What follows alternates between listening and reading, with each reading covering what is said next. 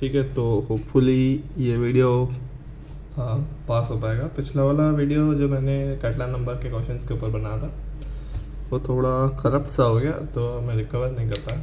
ठीक है, तो ये सेकंड बार ट्राई कर रहा हूँ मैं। तो कैटलान नंबर क्या चीज़ है वो सीरीज हमने डिस्कस कर ली पिछली बार। एक रिकर्जन मेथड भी देख लिया जिससे कैटलान नंबर निकाला जा सकता है। बेसिकली वो जो रिकर्जन वाला फंक्शन है वो भी पिछली वीडियो में था। तो अभी इस वीडियो में कैटलान नंबर्स के ऊपर क्वेश्चंस है, और शायद ये वीडियो मैं पार्ट्स में बनाऊंगा या शायद पूरी वीडियो एक साथ बना दूंगा। तो ये कैटलान नंबर के क्वेश्चंस के बाद ये फाइनल वीडियो होगी। तो बस 2 ही वीडियो होगी कैटलान नंबर्स के ऊपर। तो पहला क्वेश्चन शुरू करते हैं। तो कैटलान नंबर्स का पहला क्वेश्चन है number of binary search trees. ठीक है, तुम्हें n नोड्स दिए हुए हैं और तुम्हें कैलकुलेट करना है कि n नोड्स को यूज़ करके तुम बाइनरी सर्च ट्रीज कितने बना सकते हो। ठीक है, A1 A2 A3 ऐसे तुम्हें n नोड्स दिए हुए हैं, तो तुम्हें एक number of binary search trees calculate करना है। तो बाइनरी सर्च ट्रीज के बारे में 2 बातें वो कर लेते हैं। पहली बात ये है कि हर नोड के लेफ़्ट साइड में जो भी सब ट्री होगा और राइट साइड में जो भी सब ट्री होगा, तो लेफ़्ट साइड में जो भी सब ट्री होगा, मान लो इसकी वैल्यू कुछ वैल्यू v है, तो यहाँ पे every node has a value great less than v and here every node has a value greater than v। Right, यहाँ पे सारे नोड्स की वैल्यू v से बड़ी होगी, यहाँ पे सारे नोड्स की वैल्यू v से छोटी होगी। तो ये बाइनरी सर्च ट्री की प्रॉपर्टी है। बाइनरी सर्च ट्री डिफाइन इस तरह से किया जाता है। ठीक है, और दूसरी बात ये है कि बाइनरी सर्च ट्री में एक रूट के लेफ्ट में जो सब ट्री है और एक नोड के राइट में जो सब ट्री है, दोनों के दोनों ही खुद आपस में एक बाइनरी ट्री है। ये भी एक बाइनरी सर्च ट्री है, ये भी एक बाइनरी सर्च ट्री है। ठीक है, तो ये 2 बातों को हमें ध्यान रखना है। तो ये 2 बातों का ध्यान रखते हुए क्वेश्चन हो जाएगा। मान लो 3 ही नंबर है, A1 A2 A3। जनरली ये नंबर्स तो दिए नहीं रहते क्वेश्चन में, या फिर कंफ्यूज करने के लिए भी दे दें, पर ये नंबर्स का कोई काम नहीं है। बेसिकली तुम्हें n नोट्स गिवन है और तुम्हें कैलकुलेट करना है कितने बाइनरी सर्च ट्री बना सकता हूँ मैं, तो तुम बना सकते हो बिना ये नंबर्स की वैल्यू के बिना। ठीक है, A1 A2 A3 बेसिकली इस तरह से है, A1 is less than A2 less than A3। तो तुम्हें इसको इन तीनों को यूज़ करके तुम्हें एक बाइनरी सर्च ट्री बनाना है। कितने बना सकते हो तुम? या तुम A1 को रूट नोड ले लो, A2 और A3 को राइट साइड में भेज दो। ठीक है, A1 को रूट नोड लेके A2 और A3 को राइट साइड भेज सकते हो। ठीक है, ये 2 चीज़ें हो गई। ये A2 को रूट नोड ले लो, A1 लेफ्ट साइड आ जाएगा, A3 राइट साइड आ जाएगा। या A3 को रूट नोड ले लो, बेसिकली इसका उल्टा हो जाएगा। ठीक है, या फिर एक और A3 के साथ में क्या चीज़ एक और हो सकती है, A1 इस साइड हो और A2 ऐसे करते हैं। ठीक है, ये 5 चीज़ें हो सकती हैं अगर तुम्हारे पास 3 नोड्स अवेलेबल हैं। अगर n 3 है तो तुम 5 BSTs बना सकते हो। ठीक है, ये 5 लिखा हुआ है, ये S नहीं है।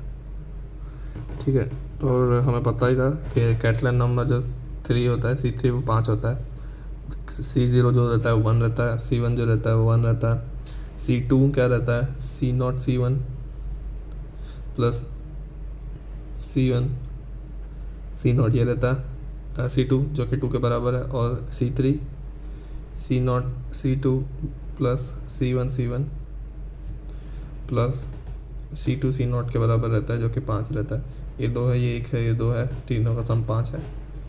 C3 5 के बराबर रहता है। ये चीज़ हमें ध्यान रखनी है। और हमने देख लिया कि अगर नोट्स 3 है तो कैटलान नंबर के बराबर वैल्यू तो आ ही रही है।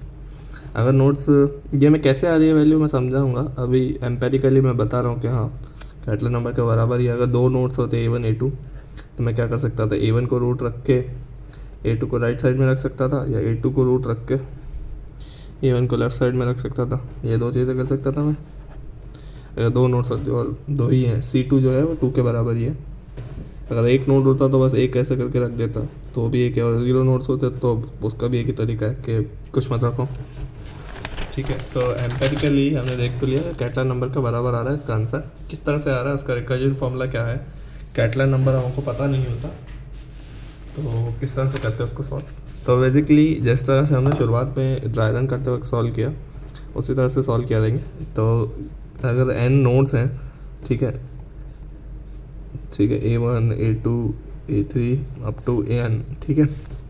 n नोड्स मुझे गिवन है, मैं हर नोड को एक रूट नोड मानूंगा एक एक करके। A1 को रूट नोड मानूंगा, A2 को, A3 को, AN को, ऐसे करते करते मैं रूट नोड मानूंगा। अगर ये रूट नोड है मान लीजिए A3, तो 2 नोड्स लेफ्ट में जाएंगे A3 के और बाकी के n-3 नोड्स जो है ये 3 है, ठीक है। तो ये n-3 है, तो n-3 नोड्स राइट साइड में जाएंगे A3 के और 2 नोड्स लेफ्ट साइड में जाएंगे। अच्छा, 2 नोड्स बनाने के लिए भी 2 तरीके हैं माइनस सोचते के, और n-3 बनाने के लिए भी कुछ तरीके हैं। तो बेसिकली तुम रिकर्सिवली इसको किस तरह से सॉल्व करोगे, एक नोड को एक रूट नोड मानोगे, उसके लेफ्ट में जितने से बाइनरी सर्च ट्री बना सकते हो वो बनाओ, इससे बनाओ, और इन दोनों को मल्टीप्लाई कर दो, फिर अगले वाले को रूट नोड बनाओ, फिर अगले वाले को रूट नोड बनाओ। तो बेसिकली फॉलोअप चलाओ i = 0 से। i = 0 से क्यों फॉलोअप चला रहा हूँ मैं बताता हूँ। i = 0 से i = n- तक का फॉलोअप चलाओ। उस फॉलोअप के अंदर क्या करो, ये i जो है वो रिप्रेजेंट करता है तुम लेफ्ट साइड में कितने नोड ले रहे हो, और बाकी नोड एक छोड़ के राइट साइड में लोगे तुम, ठीक है। अगर लेफ्ट साइड में 0 नोड ले रहे हो तो i 0 है, यानी कि पहले n0 को कॉल करोगे, फिर एक अगला वाला नोड, यानी कि अगर ये 0 नोड इस साइड ले रहे हो तो अगला रूट नोड ये होगा, और जो n-1 नोड्स हैं उनको राइट साइड लोगे तो n-1 प्लस ये basically answer equals to ni और n-1 - i, इन दोनों का मल्टीप्लिकेशन प्लस कर दोगे तो ये रिकर्जन तुम देख लो कैटलान नंबर के इक्वल है। ये recursion basically same to same Catalan number का ही रिकर्जन है। तो ये हमने कैलकुलेट कर लिया number of binary search tree कितने हो सकते हैं। तो अगला क्वेश्चन, इसका जो वेरिएशन है, इसके बेसिकली 2 और वेरिएशन है। एक तो पहला वेरिएशन है कि तुम्हें n नोड्स गिवन है फिर से, ठीक है, पर ये n नोड्स किस तरह से, अनलेबल्ड नोड्स हैं, बस ये नोड्स हैं, बुलबुलें हैं, ठीक है। तुम्हें n बुलबुलें दिए हुए हैं, अब तुम उनसे बाइनरी ट्री बनाओ, कितने बना सकते हो। तो मान लो तुम्हें 3 बुलबुले दिए हुए हैं, ठीक है, तुम इससे कितने बाइनरी ट्री बना सकते हो। एक बाइनरी ट्री तो ये हो गया पूरा लेफ्ट साइड स्क्यूड, एक बाइनरी ट्री हो गया राइट साइड स्क्यूड, एक बाइनरी ट्री हो गया एक थोड़ा लेफ्ट साइड थोड़ा इस साइड राइट साइड, एक हो गया थोड़ा राइट साइड थोड़ा लेफ्ट साइड, और एक तो जो स्टैंडर्ड जो दिमाग में आता है पहले, ये 5 बाइनरी ट्री बना सकते हो। ये इस क्वेश्चन का थोड़ा सा वेरिएशन है, किस तरह से वेरिएशन है मैं बताता हूँ, ठीक है। तो ये भी देख लो आप, 3 नोट्स दिए हुए तुमको, आंसर 5 आ रहा है, CN के बराबर तो है ही है। अगर 2 नोट दिए होते तो एक इस तरह का बना सकते थे, एक इस तरह का बना सकते थे, C2 का आंसर 2 भी होता है। तो 2 नोट्स के लिए भी CN मैप हो रहा है, 1 नोड होता है और 0 नोड होता तो उसके लिए भी मैप हो रहा है। 0 नोड होता तो कुछ तरीका नहीं है, एक ही तरीका है, 1 का भी एक ही तरीका है, ठीक है। तो ये कैटलान नंबर से मैच तो हो रहा है, तो इसका आंसर भी basically number of binary trees found with n unlabelled nodes का आंसर CN के बराबर ही है, ठीक है। ये एम्पेरिकल तो हमने देख लिया। इसका अगर हमें कैटलान नंबर नहीं पता होता तो किस तरह से करते वो देख लेते हैं। मान लो हमें कैटलान नंबर नहीं पता है, ठीक है। अभी पिछली बार तुमने क्या किया कि कोई A1 A2 A3 में से AI को तुमने रूट नोड माना, थोड़े तो जितने बचे थे लेफ्ट साइड दे दिए, और जितने लेफ्ट साइड बचे थे लेफ्ट साइड डाल दिए, और जितने राइट साइड बचे थे राइट साइड डाल दिए। इसमें तो कोई रूट नोड जैसा कॉन्सेप्ट नहीं है, क्योंकि सब सारे के सारे बुलबुले आइडेंटिकल है। तो कोई भी एक नोड ले लो रूट नोड, ठीक है। तो बचे n-1 नोड्स तुम्हारे पास, एक नोड तुमने रूट नोड ले लिया, n-1 नोड्स बचे। n-1 नोड्स में से तुम थोड़े लेफ्ट साइड डाल दो, थोड़े राइट साइड डाल दो। कितने लेफ्ट साइड डालोगे, कितने राइट साइड डालोगे, सारा कॉम्बिनेशन ट्राई कर लो, ठीक है। तुम लेफ्ट इधर 1 डाल दो, इधर n-2 डाल दो, इधर 0 डाल दो, इधर n-1 डाल दो, ठीक है। ऐसे करते करते सारे चेक करोगे। तो बेसिकली सेम तरीके का फॉलोअप लगाएंगे हम रिकर्जन के अंदर, ठीक है। i को 0 से शुरू करेंगे, n-1 तक जाएंगे। i का क्या मतलब है, तुम कितने नोट्स लेफ्ट साइड में ले रहे हो। पिछली बार भी यही मतलब था, कितने नोट्स लेफ्ट साइड में ले रहे हो। इस बार भी यही मतलब है, कितने नोट्स लेफ्ट साइड में ले रहे हो, ठीक है। तो सेम n-i को कॉल करोगे इंटू n-1 - i को कॉल करोगे। ये 1 माइनस क्यों किया पता है ना, क्योंकि ये एक तो रूट नोट ले लिया और n-1 नोट्स में से थोड़े लेफ्ट भेजे थोड़े राइट भेजे, ठीक है। और आंसर प्लस इक्वल्स टू करके रिकर्जन इस तरह का कुछ बनाएंगे। कैटलान नंबर जैसा सेम ही रिकर्जन है, तो CN आंसर होगा, ठीक है। कैटलान नंबर पता नहीं होता तो इस तरह से करते होते हैं, अगर पर पता है तो ठीक है, मैप कर सकते हैं कि हाँ कैटलान नंबर है, ठीक है। इसका एक लास्ट वेरिएशन ये भी होता है कि यहाँ पे n अनलेबल्ड नोट्स की जगह n लेबल्ड नोट्स दिए होते हैं, ठीक है। तो n लेबल्ड नोट्स में बस यही है कि जिस तरह से यहाँ पे ये जो 3 है, ठीक है, 1 2 3 ऐसे मैप कर सकता था मैं, लेबल नोट कर सकता था, ठीक है। एक तो ये तरीका हो गया। अच्छा 2 3 को एक्सचेंज कर सकता था, तो तो 2 तरीके 1 से आ गए, इसको यहाँ पे 2 कर दो, यहाँ पे 1 3 कर दो, इससे 2 नोट्स आएंगे, ठीक है। और फिर 3 को यहाँ पे टॉप पे रख दो तो इससे 2 नोट्स आएंगे, ये 6 नोट्स, 6 तरीके बेसिकली, ठीक है, इस चीज़ के। फिर 6 तरीके इसके आएंगे, 6 तरीके इसके आएंगे, 6 तरीके इसके आएंगे, तो सबके सब 6 से मल्टीप्लाई होंगे। 6 क्या है, 3 फैक्टोरियल है ना, यानी n फैक्टोरियल, ठीक है। तो n लेबल्स है तो n को आपस में अरेंज करने के तरीके n लेबल्स का n फैक्टोरियल तरीके। तो लेबल दिया हो, ठीक है, लेबल अगर दिया हो और नहीं दिया हो, नहीं दिया हो तो cn, दिया हो तो n फैक्टोरियल इंटू cn, ठीक है, ये डिफरेंस है इसमें, ये चीज़ ध्यान रखेंगे। नेक्स्ट जो क्वेश्चन है हमारा वैलिड पेरेंथेसिस का, वो करते हैं। एक्चुअल में मैं थोड़ा शायद स्पीड एक्स्ट्रा रख रहा हूँ, क्योंकि मैं ये एक्चुअल में वीडियो दूसरी या तीसरी बार बना रहा हूँ, तो शायद इसलिए मेरी स्पीड इंक्रीज हो गई होगी। अब मैं धीरे धीरे बोलता हूँ। तो नेक्स्ट क्वेश्चन है हमारा वैलिड पेरेंथेसिस का, ठीक है। पिछली बार ये वीडियो 40 मिनट की बनी थी, उससे पहले ये वीडियो 32 मिनट की बनी थी, और दोनों ही मेरे हाथ नहीं लगी, दोनों ही करप्ट हो गई। तो अगला क्वेश्चन है वैलिड पेरेंथेसिस। तो मैं n पेयर्स ऑफ पेरेंथेसिस दी है। n पेयर्स ऑफ पेरेंथेसिस का क्या मतलब है? पेरेंथेसिस का मतलब क्या है? पेरेंथेसिस का मतलब ब्रैकेट है। हम तो बचपन में ब्रैकेट बोलते थे, अभी पेरेंथेसिस बोलते हैं जब बड़े हो गए हैं। तो बेसिकली ये पेरेंथेसिस है। तो पेयर्स ऑफ पेरेंथेसिस का मतलब क्या, ये है तो तुम्हारे पास ये भी है, ठीक है। अगर ये दिया हुआ है तुम्हें तो ये भी होगा। एक चंद्र लेफ्ट साइड का, एक चंद्र राइट साइड का, दोनों एग्जिस्ट करेगा, ठीक है। पेरेंथेसिस का मतलब ब्रैकेट ही है। तो तुम्हें इस तरह तुम्हें n पेयर्स ऑफ पेरेंथेसिस दिए हुए, मतलब n ये दिए हुए हैं, n ये दिए हुए हैं, ठीक है। तुम्हें अभी इनको अरेंज करना है। इनको अरेंज करने के तरीके कितने हैं? 2n है, 2n फैक्टोरियल तरीके हो गए, सिंपल चीज़ है। नहीं, 2n फैक्टोरियल तरीके में से वैलिड तरीके कितने, तुम्हें वो कैलकुलेट करना है, ठीक है। वैलिड तरीका क्या है? एक इसको यहाँ पे है तो इसको बंद करने वाला कहीं ना कहीं होना ही चाहिए, ठीक है। ऐसे और ऐसे करोगे, ठीक है, मान लो कि ये ऐसे होता और ये ऐसे होता, तो ये वैलिड पेरेंथेसिस नहीं है। अगर इस तरह का कुछ होता तो क्या ये वैलिड पेरेंथेसिस है? नहीं है वैलिड पेरेंथेसिस, क्योंकि इसका यहाँ बंद हो रहा है और उसका यहाँ बंद हो रहा है, तो ये दोनों आपस में मैच नहीं हो रहा ना। ऐसे तो सारे के सारे यही दिए हुए हैं हमें, जिसमें एक बात बता रहा हूँ कि इस तरह से वैलिड पेरेंथेसिस नहीं है, ठीक है। तो अगर इस तरह का कुछ होता तो हमको स्टैक वगैरह में करना होता तो कैसे चेक करते हो तो तुम्हें पता ही होगा। तो तुम्हें कैलकुलेट करना है कि वैलिड पेरेंथेसिस क्या है। जैसे अगर 2 हैं, 2 पेयर्स ऑफ पेरेंथेसिस है, तो ये एक वैलिड तरीका है और ये एक वैलिड तरीका है, ये 2 तरीके, ठीक है। अगर 3 है तो कौन से वैलिड तरीके है तुम्हारे पास?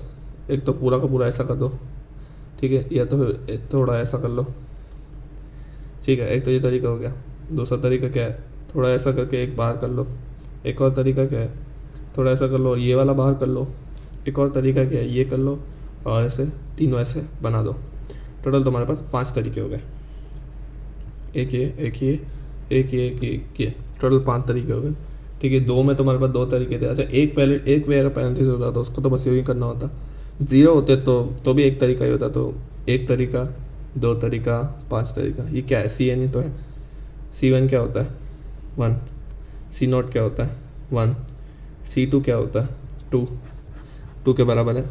C3 क्या होता है? 5 के बराबर है। 5 पेयर्स मिल गए, 5 तरीके मिल गए अरेंज करने के, तो ये 5 के बराबर है। तो ये कैटलन नंबर से मैच तो हो रहा है, पर हमें कैटलन नंबर का कॉन्सेप्ट नहीं पता होता, या पता नहीं होता कि इसका आंसर कैटलन नंबर है, तो किस तरह से सॉल्व करते हैं। तो सेम ही अनलेबल्ड बाइनरी सर्च ट्री जो किया हमने, अनलेबल्ड बाइनरी ट्री बनाने का एंड नोट्स दिए हुए तुम्हें अनलेबल्ड और तुम्हें बाइनरी ट्री बनाना है, तो उसके जैसा ही तरीका है, सेम टू सेम। तो तुम्हें क्या करना है बेसिकली, उसमें हमने एक को रूट नोट बनाया था, थोड़े लेफ्ट में दिए थे, थोड़े राइट में दिए थे। तो हमें इधर एक खुली पैरेंथेसिस रखनी है।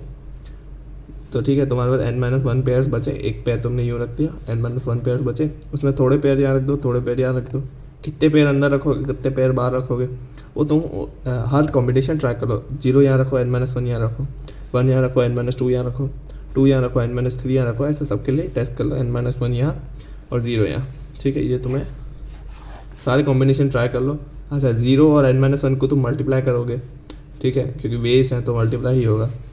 तो सेम फॉलोअप लगेगा फिर से, i = 0 से n-1 का, ठीक है।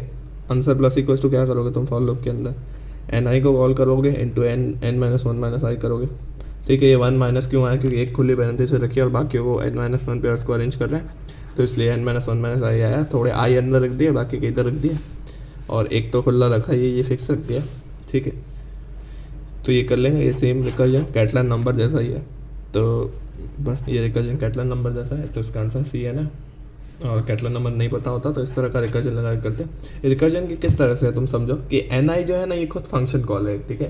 मैं आई के लिए फंक्शन कॉल कर रहा हूँ और एन माइनस वन माइनस आई के लिए भी फंक्शन कॉल कर रहा हूँ। ये वाला जो यहाँ पे फंक करके होगा जो इंटीजर रिटर्न कर रहा होगा और एक इंटीजर एन आर्ग्यूमेंट ले रहा होगा, और एन एथ अगर एन पेयर्स ऑफ एनालिसिस है तो कितने तरीके होंगे वो रिटर्न कर रहा होगा ये फंक्शन, ठीक है। उसको ही बार बार मैं एन आई और एन माइनस वन माइनस आई से कर रहा हूँ।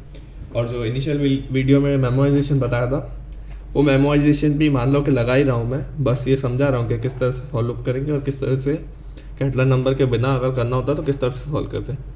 और एंड में सारे मेथड सेम ही आएंगे क्योंकि सेम ही मेथड है, सेम ही क्वेश्चन है ऑलमोस्ट, इसलिए ठीक है। तो वैलिड पेयर्स ऑफ पैरेंथेसिस हो गया। तो इसके वैलिड पेयर्स ऑफ पैरेंथेसिस के सिमिलर एक क्वेश्चन है डाइक वर्ड्स, ठीक है। डाइक बोलते हैं इसको और कुछ नहीं बोलते हैं, डाइक ही बोलते हैं। ये वाई है, वाई, ठीक है, ये वाई लिखा हुआ है, डी वाई सी के है, ठीक है। इसको डाइक वर्ड्स बोलते हैं। तो डाइक वर्ड्स का क्वेश्चन क्या है, तुम्हें बेसिकली एन एक्स दिए हुए हैं, एन वाई दिए हुए हैं, तुम्हें हर पॉइंट पे, हर पॉइंट का क्या मतलब है, एक स्ट्रिंग होगी, ठीक है। स्ट्रिंग है S1 S2 S3 S4, ये स्ट्रिंग है, ठीक है। एन एक्स और एन वाई से बनी हुई स्ट्रिंग है। कितनी बनेगी, 2n फैक्टोरियल स्ट्रिंग बनेगी आपस में अरेंज करते करते, ठीक है। तो ये जो स्ट्रिंग है इसके हर पॉइंट पे, पॉइंट का क्या मतलब है, ये एक पॉइंट है, फिर इसके बीच में पॉइंट है, इसके बीच में पॉइंट है, इसके बीच में पॉइंट है और यहाँ एक पॉइंट है। तो हर पॉइंट के पहले, इस पॉइंट से मैं चेक कर रहा हूँ तो इस पॉइंट के पहले नंबर ऑफ एक्सिस, ठीक है, number of x should be greater than equal to number of, यही ये क्वेश्चन की रिक्वायरमेंट ही है, यही स्टेटमेंट तुम्हें प्रूव करनी है, यही क्वेश्चन की रिक्वायरमेंट है। डाइक वर्ड्स का क्वेश्चन ये है कि number of access should be greater than equal to number of y's. तो ये तो सेम ही चीज़ हो गई वैलिड पैरेंथेसिस जैसी। वैलिड पैरेंथेसिस में तुम क्या कर रहे थे, एक पैरेंथेसिस यू बना रहे थे और दो यू नहीं बना सकते थे तुम।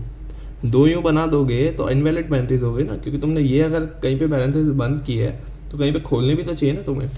तो number of opening parenthesis should be always greater than equals to number of closing parenthesis in this question. भले हमने इस तरह से सॉल्व किया कर तो हम यही चीज़ रहे हैं, number of opening parenthesis should be greater than equals to number of closing parenthesis at every point, यही तो है question. Similarly exact to exact same question है, number of access should be greater than equals to number of Y. तो exact valid parenthesis वाला question हो गया, बस इसको हमने एक्स बोल दिया, इसको वाई बोल दिया, और कुछ फर्क नहीं है, कैरेक्टर्स ही है बेसिकली, ठीक है। तो ये डाइक वर्ड्स का क्वेश्चन हो गया, ठीक है। तो अगला क्वेश्चन है डाइक पाथ्स वाला क्वेश्चन, और एक दूसरा भी क्वेश्चन रहता है माउंटेन रेंजेस वाला क्वेश्चन, ठीक है। तो डाइक पाथ्स वाला क्वेश्चन और माउंटेन रेंजेस वाला क्वेश्चन जो है वो exact to exact same question है फिर से, ठीक है। एक क्वेश्चन मैं नाम लिख देता हूँ डाइक, फिर से ये डी वाई सी के है, तो डाइक पाथ्स एक क्वेश्चन है और माउंटेन रेंजेस एक क्वेश्चन है। तो ये दो क्वेश्चन है और इन दोनों क्वेश्चन को हमें सॉल्व करना है। बेसिकली ये question exact to exact same है, पूरे के पूरे सेम क्वेश्चन है, किस तरह से है वो हम देखेंगे, ठीक है। तो पहले माउंटेन रेंजेस की बात कर लेते हैं और उसको फिर डाइक पाथ्स की बात करेंगे और माउंटेन रेंजेस को डाइक पाथ से कनेक्ट करेंगे। पहले माउंटेन रेंजेस प्रीरिक्विजिट है तभी डाइक पाथ समझ में आएगा, नहीं ऐसा नहीं है, डाइक पाथ पहले भी समझ में आ सकता है, पर हमें जो कनेक्शन बनाना है उसके लिए माउंटेन रेंज की ज़रूरत है, ठीक है। तो माउंटेन रेंजेस में क्या दिया हुआ है तुम्हें, एक हाइट दी हुई है, एक ग्राउंड हाइट है, ठीक है। और तुम्हारे पास अवेलेबिलिटी क्या है, तुम ऐसे करके ऊपर चले जाओ, ऐसे करके नीचे आ जाओ, फॉरवर्ड स्लैश से ऊपर जाओ, तुम बैकवर्ड स्लैश से नीचे आओ, तुम्हारे पास एन पेयर्स हैं इसके भी, ठीक है। एन तुम्हारे पास ये है, एन तुम्हारे पास ये है। तुम्हें क्या करना है, इसको इस तरह से अरेंज करना है कि तुम इस हाइट से हमेशा ऊपर रहो, ठीक है। 2n फैक्टोरियल अरेंज करने के तरीके तुम्हें नंबर ऑफ वेज फाइंड करना है जिसमें तुम इस हाइट से हमेशा ऊपर रहो। ये फिर वही बात हो गई डाइक वर्ड्स जैसे, ठीक है। डाइक वर्ड्स जैसी बात हो गई। डाइक वर्ड्स में तुम क्या कर रहे थे, number of access should be greater than equals to number of y's at every point.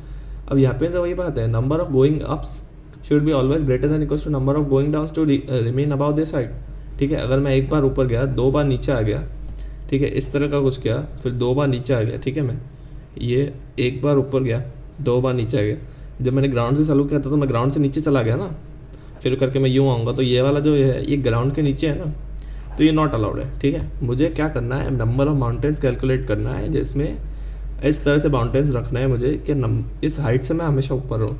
तो number of this should be number greater than equals to number of this, वही बात होगा, डाइक वर्ड्स वाला एग्जैक्ट सेम कोड लग जाएगा, ठीक है। तो ये भी क्वेश्चन डाइक वर्ड से सॉल्व कर लिया हमने। डाइक वर्ड्स को हमने पैरेंथेसिस से सॉल्व किया और पैरेंथेसिस को हमने कैटेलन नंबर से सॉल्व किया। तो बेसिकली ये कैटेलन नंबर का ही क्वेश्चन है। अभी तुम देख लो, तुमको दो अवेलेबल है, ठीक है, दो पेयर्स अवेलेबल है इसके। तो क्या क्या तरीके हो सकते हैं? C2 का आंसर 2 आना चाहिए। तो इसका क्या तरीका हो सकता है? एक तो मैं यूँ कर लूँ, ये एक तरीका हो सकता है, ठीक है, ठीक है। और दूसरा तरीका क्या हो सकता है? एक बार यूँ गया, फिर यूँ आया, फिर यूँ आया, फिर यूँ आया, ठीक है, हो गए दो। ये भी 2 माउंटेन बन गया, ये भी एक माउंटेन है, ये भी माउंटेन ही है। और इस साइड से मैं हमेशा ऊपर रहा ज़मीन की लेवल से, ग्राउंड पर कभी नहीं गया, ग्राउंड के अंदर। तो ये 2 तरीके हो गए। अच्छा C3 को देख लेते हैं, C3 मैच कर रहा है क्या? 5 माउंटेन, 5 तरीके से मैं माउंटेन्स बना सकता हूँ। हाँ तो ट्राई कर लेते हैं, ठीक है। तो एक क्या करते हैं अपन, एक तो ऐसा बना लेते हैं, ठीक है।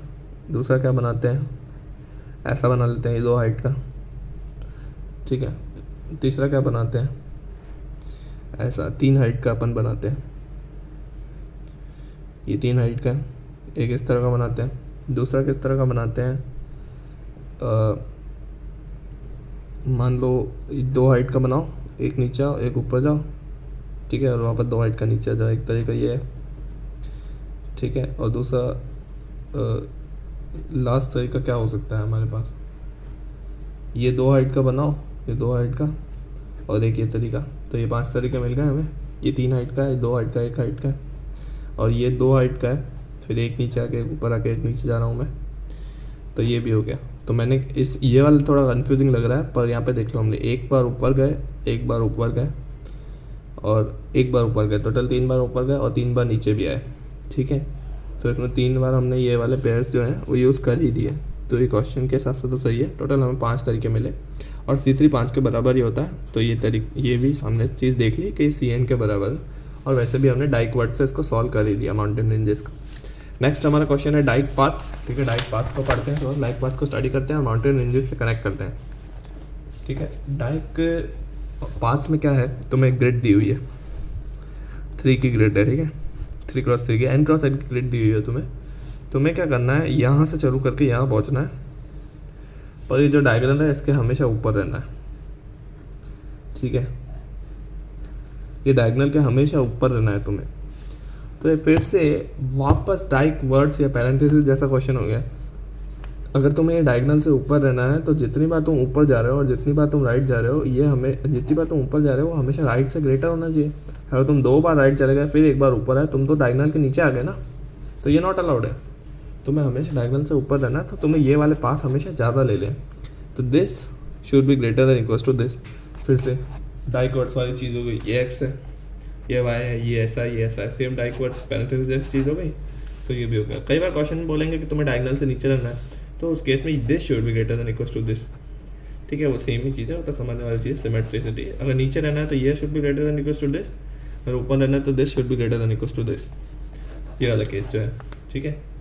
तो ये डाइक पाथ्स का क्वेश्चन भी हमने सॉल्व कर लिया। अभी इसको माउंटेन रेंजेस से हमें वो करना है, सिमिलरिटी दिखानी है, माउंटेन रेंजेस से किस तरह से सिमिलर है। तो 3x3 की ग्रिड को जो है मैं थोड़ा सा स्लांटिंग तरीके से बनाता हूँ,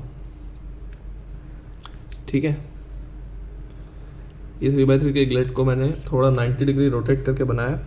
ये वही डायगोनल है, ठीक है।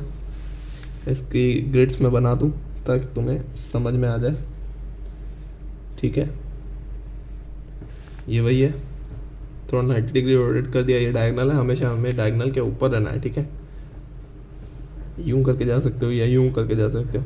अच्छा तुम देखो, इसको अगर छुपा लो, इतनी सी चीज़ को अगर तुम छुपा दो तो ये माउंटेन रेंजेस वाला क्वेश्चन ही है ना, एग्जैक्ट सेम है। तुम्हें नंबर ऑफ माउंटेन्स काउंट करने हैं और ज़मीन से ऊपर रहना है, same to same mountain ranges वाला क्वेश्चन है। आंसर CN कैटलन नंबर से आएगा, डाइक वर्ड से आएगा, सेम टोटल सब सिमिलर क्वेश्चन ही हैं। बात इधर उधर घुमा के क्वेश्चन बनाया गया। तो ये वाला क्वेश्चन भी हमने सॉल्व कर लिया, ठीक है। तो अगला अभी 2 क्वेश्चन बचे हमारे पास। तो उसमें से पहला क्वेश्चन जो है वो क्वेश्चन क्या है, तो वो क्वेश्चन है number of chords in a circle, ठीक है। क्वेश्चन का स्टेटमेंट क्या है, ठीक है। तुम्हें क्वेश्चन में दिया क्या हुआ है, क्वेश्चन में तुम्हें एक सर्कल दिया हुआ है, उस सर्कल के ऊपर तुम्हें टू एन पॉइंट्स दिए हुए हैं या n कॉर्ड्स दी हुई है, ठीक है। बेसिकली कॉर्ड का मतलब क्या होता है, 2 पॉइंट को कनेक्ट कर लो सर्कल में, उसको कॉर्ड बोलते हैं। तो 2 n पॉइंट्स दिए हुए हैं तुम्हें, तुम्हें इनको ज्वाइन कर करके कॉर्ड बनानी है ताकि वो कॉर्ड इंटरसेक्ट नहीं करे। ठीक है, कॉर्ड इंटरसेक्ट का मतलब क्या, तुम ये कर लो। ठीक है, ये नॉट अलाउड है, यहाँ पे इंटरसेक्ट कर गई ना, कॉर्ड नॉट अलाउड। अच्छा तुम ये कर लो, एक ये वाली बना लो, एक ये वाली बना लो, तो ये भी नॉट अलाउड है, यहाँ पे इंटरसेक्ट कर गई। तो इंटरसेक्ट करे बिना तुम्हें कॉर्ड्स बनानी है, कितनी बना दोगे? ठीक है, कितनी कॉर्ड्स तुम बना सकते हो इंटरसेक्ट कराए बिना? ठीक है, मान लो 6 पॉइंट्स है, यानी 3 पेयर्स ऑफ पॉइंट्स है, 3 कॉर्ड्स बनानी है मुझे।